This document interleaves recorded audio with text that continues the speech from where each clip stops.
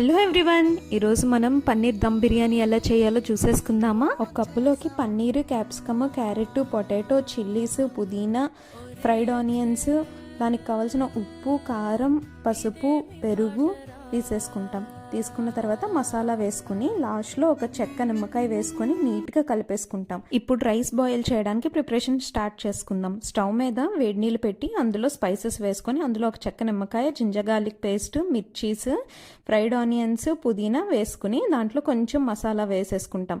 వేసుకున్న తర్వాత అది బాయిల్ వచ్చిన తర్వాత నానబెట్టిన రైస్ ఉంటాయి కదా, అవి వేసేసుకుంటాం. ఇప్పుడు ఇంకొక వెజల్లో గీ ప్లస్ ఆయిల్ తీసుకుని స్పైసెస్ వేసుకొని కొంచెం onions, chilli, ginger garlic paste వేగిన తర్వాత ఇందాక మ్యారినేట్ చేసుకున్నది ఉంది కదా, అది నీట్గా స్ప్రెడ్ చేసుకుని వేసుకుంటాం. ఇప్పుడు బాయిల్ అయిన రైస్ దాని మీద స్ప్రెడ్ చేసేసి దమ్ముకు పెట్టేయడమే.